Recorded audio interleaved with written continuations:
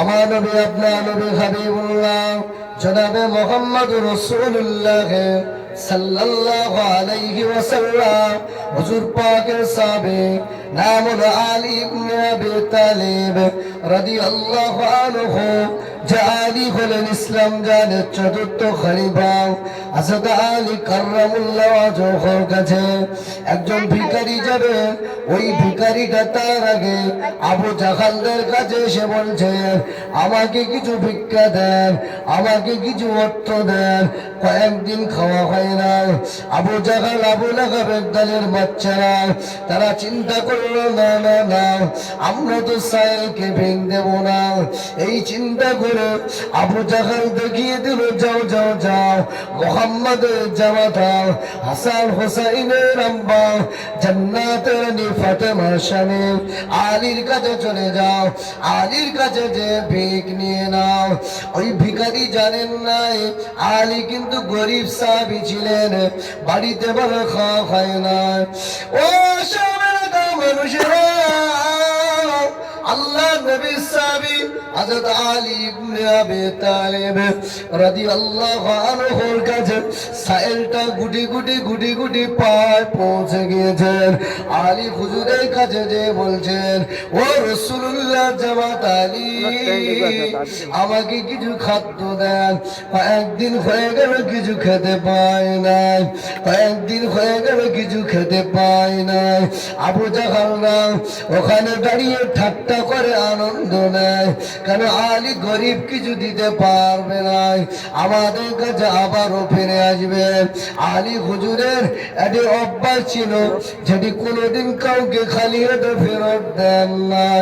আলী হুজুর কি করলেন জানে, পকেট থেকে মুঠো করে বার করে একবার আমার হুজুরের পাক সাল্লাল্লাহু শানে দরুদ বললেন, দরুদ শরীফটা পড়ে হাতেতে ফু দিলেন, হাতেতে ফু দিয়ে সাইলের হাতেতে দিয়ে দিলেন, আর বললেন এই হাতের মুঠোখানা খুলবেন না, হাতের মুঠোখানা খুলবেন না, যাও যাও যাও আবু জাহালদের কাছে যে হাতের মুঠোখানা খুলে দেবে।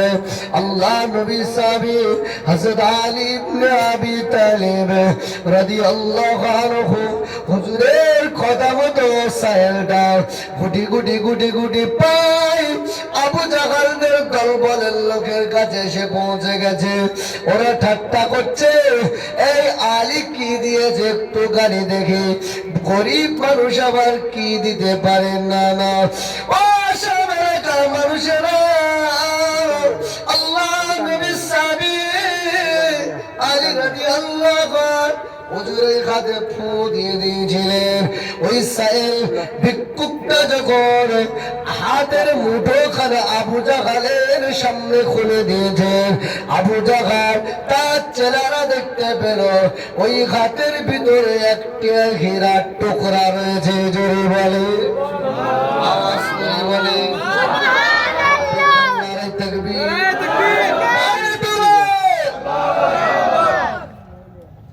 আবু জাহাল বলছে, কি ব্যাপার, আলী তো গরিব মানুষ, হীরা কোথায় পাবে, চল ঘুরে আসি। কারণ সাধারণত এরা গরিব মানুষের বাড়ির সামনে যদি চার চাকা গাড়ি দাঁড় করানো থাকে, সন্দেহ হয় না, গরিব মানুষের খাওয়া হয় না, চার চাকা গাড়ি কোথায় পেয়েছে শুনে আছে না নেই।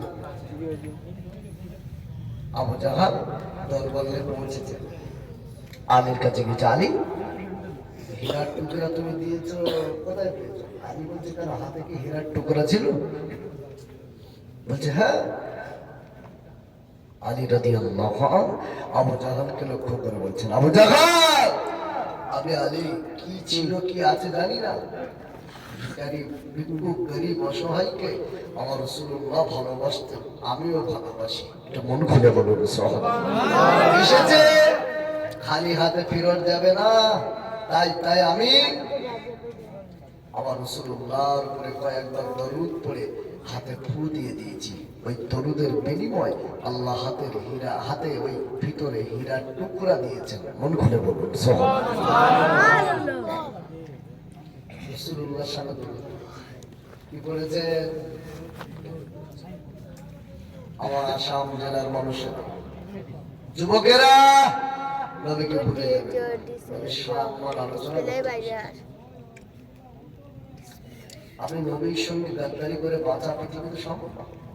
কথা বলে মানবের জন্য থাকলেও এর প্রতিদান, এর গজব তার উপরে পড়বেই পড়বে, ঠিক কিনা বলে?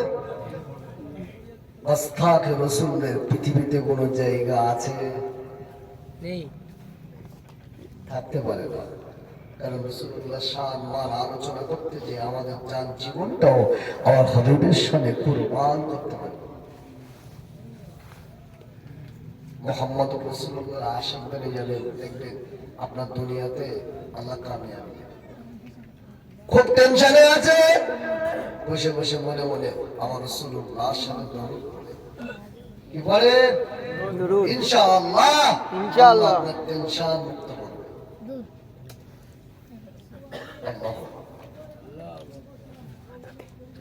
ও সবাই মানুষেরা,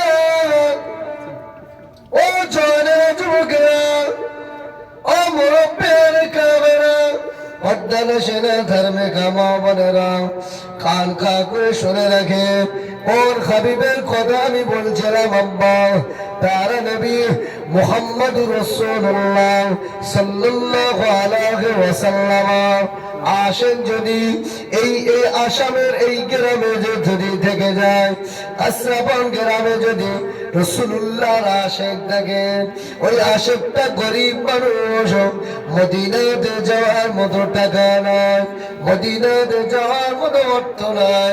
আল্লাহ নবী বলেন আমি রাসূলুল্লাহ আমার আশিককে দেখা দেওয়ার জন্য, আমি রাসূলুল্লাহ আমার আশিকের টানে আমি নবী পাক মদিনার জমিনটা ছেড়ে, সবুজ গম্বুজটা ছেড়ে দিয়ে আমি রাসূলুল্লাহ ওই আসামের কাসাপন গ্রামে কুড়ে করে শুয়ে থাকা আমার আশিকটার জন্য আমি রাসূলুল্লাহ স্বপ্নে স্বপ্নে দেখা দিয়ে দেব।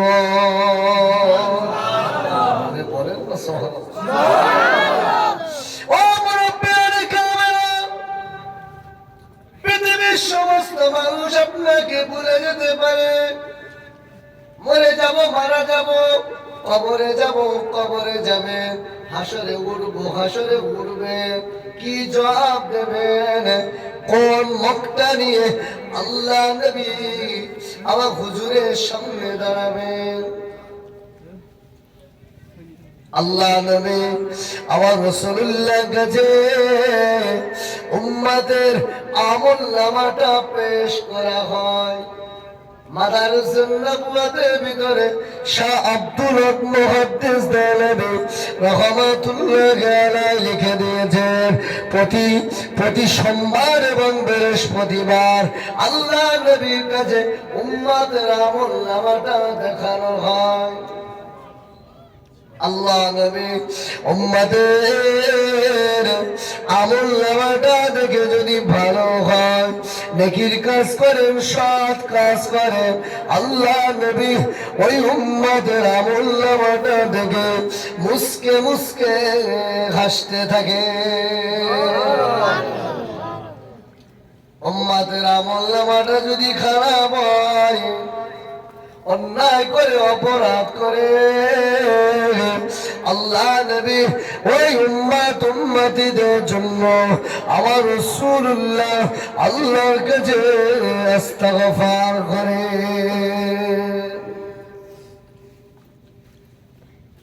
আমরা বিশ্বাস করি আমার নবী জিন্দা, বলে কি নবী জিন্দা। আহলুস সুন্নাত ওয়াল জামাতের আকীদা হলো আল্লাহর নবী কবরে জিন্দা, ঠিক কিনা বলে? নবী পাঁচ ওয়াক্ত নামাজ পড়ে, জান্নাতে রিজিক পান, কথা ঠিক কিনা বলে?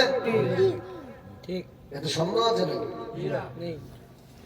আল্লাহ নবীর সাহাবী আবু দারদা হুজুর দাঁড়িয়ে ইবনে মাজাহ শরীফের ভিতরে আল্লাহ নবী রাসূল পাকের হাদিস কোট করেছেন। ইবনে মাজাহ আল্লাহ নবী সাহাবী আবু দারদা যুবকেরা বলেন, ইয়া রাসূলুল্লাহ, হাবিবাল্লাহ, আপনার ইন্তেকালে পরে কি আমরা আপনার প্রতি দরুদ পড়ব?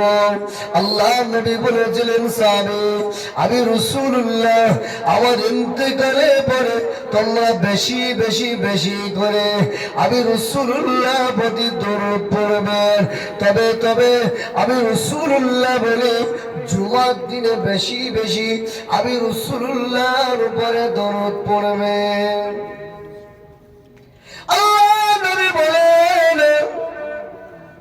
ইন্নাল্লাহ তাআলা হারামা আলাল আরদি আন তাকুলা জাসাদাল আম্বিয়া। আল্লাহ নবী বলে, আল্লাহ পাক জমিনকে নবীগণ আলাইহিমুস সালামদের জিসিম মুবারক, বদন মুবারক, শরীর মুবারককে আল্লাহ মাটির জন্য খাওয়া হারাম করে দিয়েছে। সুবহানাল্লাহ। আওয়াজ করে বলেন সুবহানাল্লাহ। নারায়ে তাকবীর।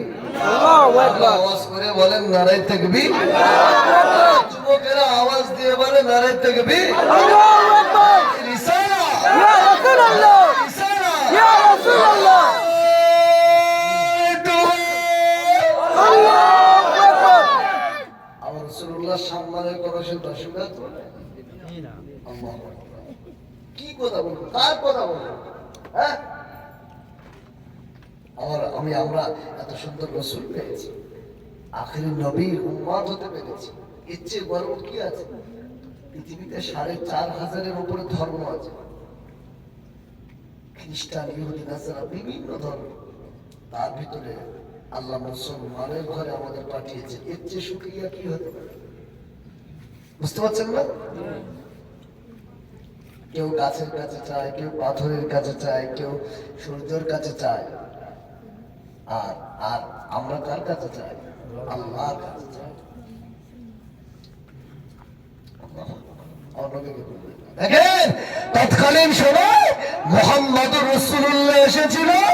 আমার নবী যদি একটা দেবতা নিয়ে পূজা করত, ওদের কোনো অসুবিধা হতো না, কারণ আমরা করি, মুহাম্মদুর রাসূলুল্লাহ আমাদের পাক করেছেন। অসুবিধা নেই। আমার নবী এসে প্রথম বাক্য বলেছেন, লা ইলাহা ইল্লাল্লাহ মুহাম্মাদুর রাসূলুল্লাহ। এর অর্থ হলো, নেই কোনো মাবুদ আল্লাহ ছাড়া, আমার সমস্ত মত সব এক কথায় স্টপ করে দিয়েছে, সব বাতিল। মুহাম্মাদুর রাসূলুল্লাহ আল্লাহর নবী, আল্লাহর প্রিয় রাসূল। আর লা ইলাহা ইল্লাল্লাহ, নেই কোনো মাবুদ আল্লাহ ছাড়া। এখানে আবু জাহল, আবু লাহাব, বদমাশাই ওদের মাথাগুলো কাজ করা বন্ধ করে দিয়েছে। কি শব্দ বলেছে মুহাম্মদ এসে সাল্লাল্লাহু আলাইহি ওয়াসাল্লাম, কি শব্দ বলেছে, যার কারণে সমস্ত কিছু বাদ পড়ে গেছে এক আল্লাহ ছাড়া। ও যুবকেরা, যুবকেরা, ও আশাবের মানুষেরা, আল্লাহ নবী মুহাম্মদুর রাসূলুল্লাহ সাল্লাল্লাহু আলাইহি ওয়াসাল্লাম আল্লাহ পাক দুনিয়া সৃষ্টি করার, কেউ বলেছেন ১৪,০০০ বছর পূর্বে, আবার কেউ বলেছেন ২,০০০ বছর পূর্বে, আবার কোন মুহাদ্দিস লিখেছেন ৪,০০০ বছর পূর্বে আমার হাবিবকে সৃষ্টি করেছেন। আমার রাসূলকে আল্লাহ সৃষ্টি করেছেন না, আমার হাবিবকে আল্লাহ দুনিয়াতে পাঠাবেন, আমার হাবিবকে আল্লাহ দুনিয়াতে পাঠাবেন। আল্লাহ পাক নবী আদম আলাইহিস সালামকে সৃষ্টি করলেন, আব্বা জানকে তৈরি করলেন, আব্বা জানকে তৈরি করে আল্লাহ পাক আব্বা জান আদম আলাইহিস সালামের ভিতরে আল্লাহ পাক রূহটা ফুঁকে দিলেন। রূহ বলেন, আল্লাহ, ও রব্বি আল্লাহ, অন্ধকার কুৎসিত কালো ভিতরটা কেমনে করে থাকবো আল্লাহ। আল্লাহ পাক তখন নূরে মুহাম্মাদি সাল্লাল্লাহু আলাইহি ওয়াসাল্লাম আমার হাবিবের নূরটা দিয়ে দিয়েছেন আদম আলাইহিস সালামের ভিতরে। আদম আলাইহিস সালামের রূহ শান্ত হয়ে গেছে।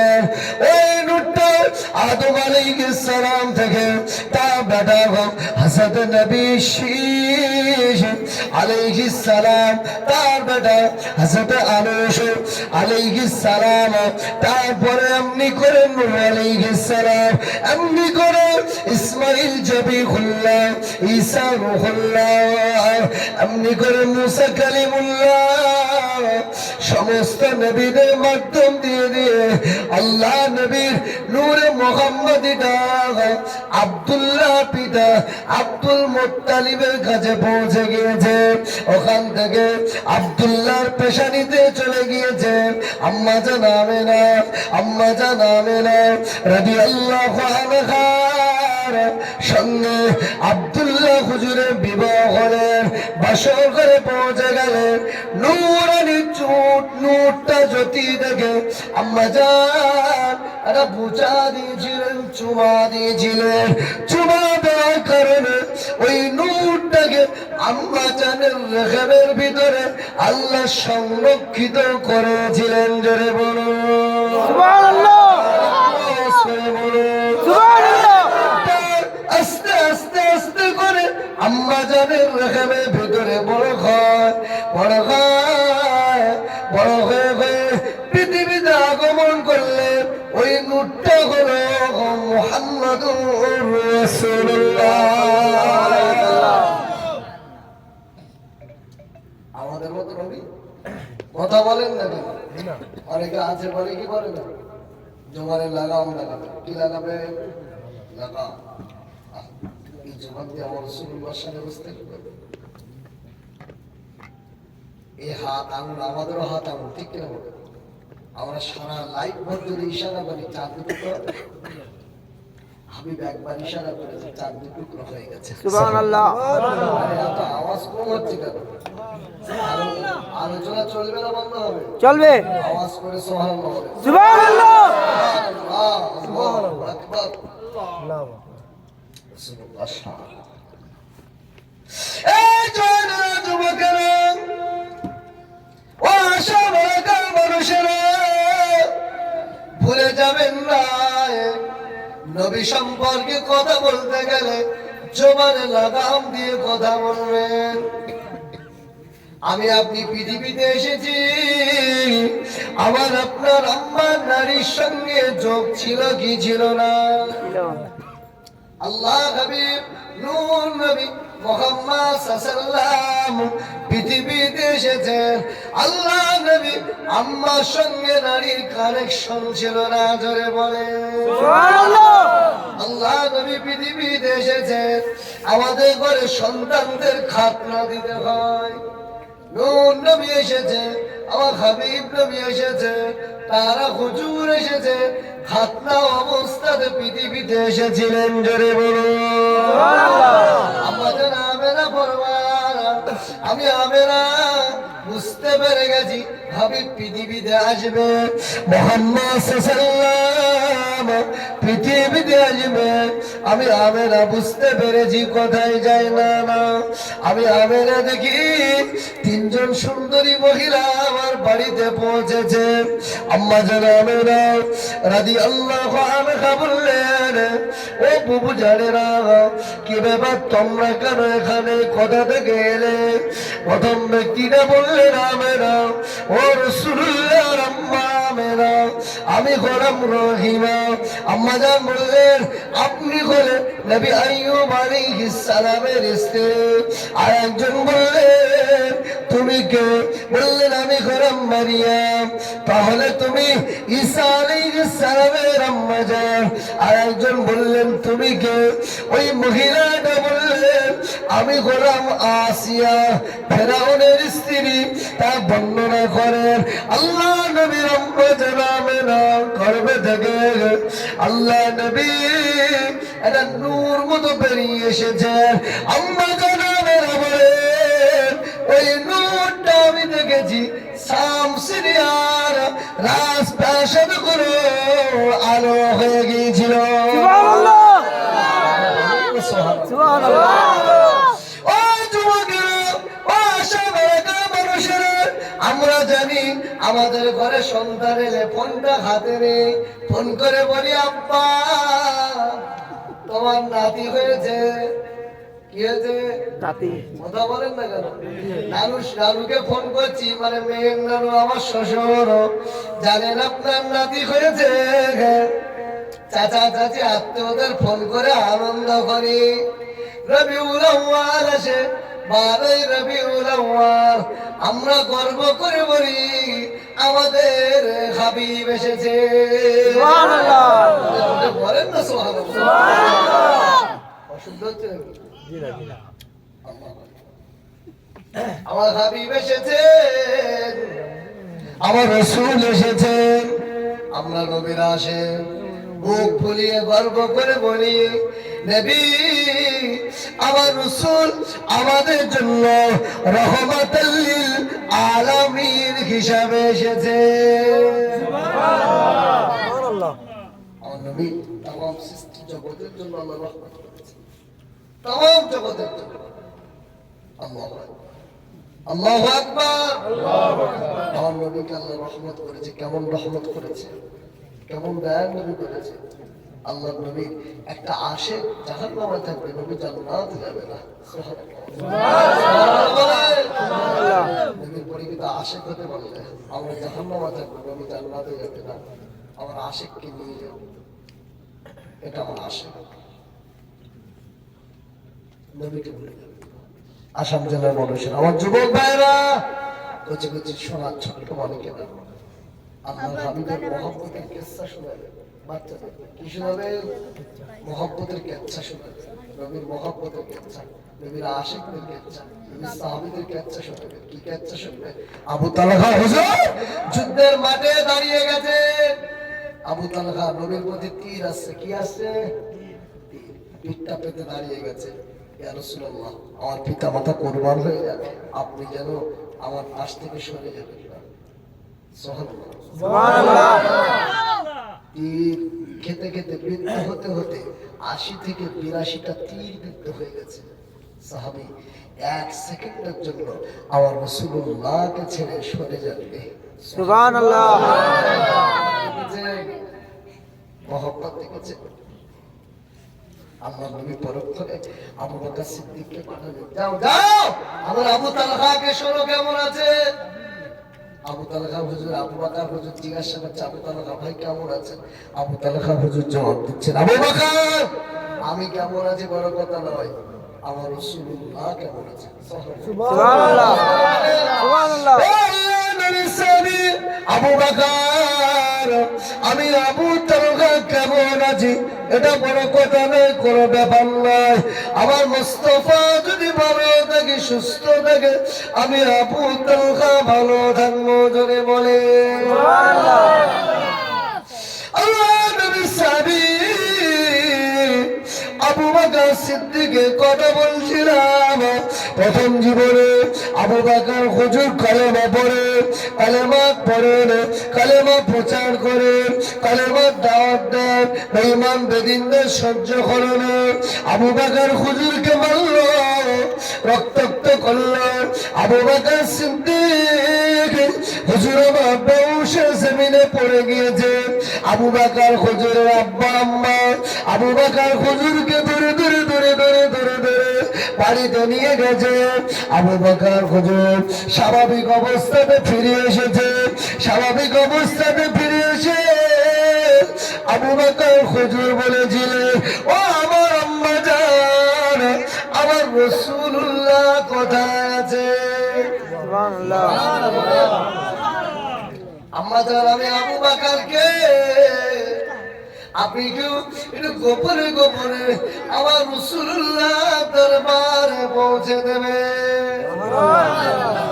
আম্মা বলছে আবু বকর বাবা তুমি তো বড় অসুস্থ, এই সময় ডাক্তার কবির আছে হাকিমদের কাছে যাওয়ার কথা। আবু বকর হুজুর বলছে না না না আমি মুহাম্মদুর রাসূলুল্লাহ সাল্লাল্লাহু আলাইহি ওয়াসাল্লাম আমার হুজুরের কাছে যাব। আবু বকর হুজুরের আম্মা গভীর রাতে লুকিয়ে লুকিয়ে আবু বকর হুজুরকে আল্লাহ নবীর দরবারে পৌঁছে দিয়েছে। আল্লাহ নবী আবু বকর হুজুরকে দেখে বলছেন, আবু বকর ও বাবা আবু বকর তোমার তো কোন হাকিম কবিরাজের কাছে যাওয়ার কথা। বাবা আমি রাসূলুল্লাহ দরবারে গেল। আবু বকর হুজুর বললেন, ইয়া রাসূলুল্লাহ ইয়া হাবিবাল্লাহ আমি আবু বকর অসুস্থ শরীর, কষ্টের শরীর নিয়ে আমি আবু বকর যখনই আপনার নূরময় চাঁদ মুখটা দেখেছি, আমি আবু বকর যখনই আপনাকে দেখেছি, দেখার সাথে সাথে আমি আবু বকরের কষ্টগুলো মুছে গেছে। জোরে বলো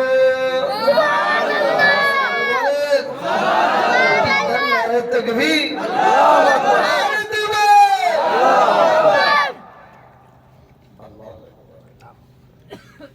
মহব্বত আশিক দেখেছেন, এখানে কাহিনী হচ্ছে আশিকের কাহিনী, বুঝতে পারছেন? আশিকের কাহিনী হচ্ছে আল্লাহ। নবীর চেহারা দেখলে কি হচ্ছে? কষ্ট শেষ। দরুদ শরীফ আল্লাহুম্মা সাল্লি আলা সাইয়্যিদিনা মাওলানা মুহাম্মদ ওয়া আলা আলি সাইয়্যিদিনা মাওলানা মুহাম্মদ।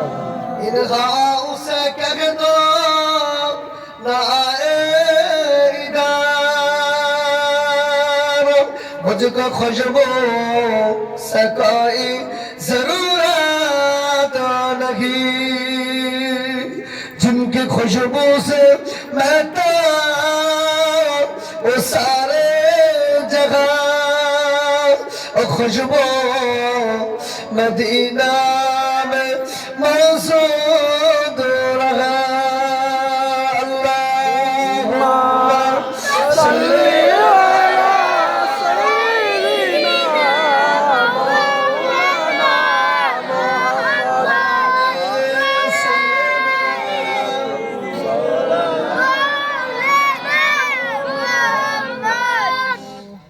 खलीमा तुझे और क्या चाहिए, तेरे घर में खुदा का हबीब आ गए।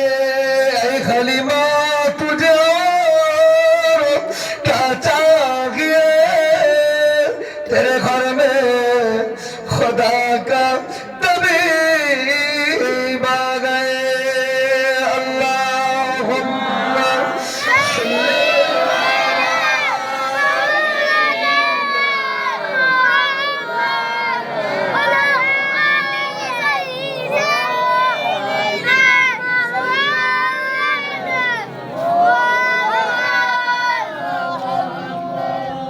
हमें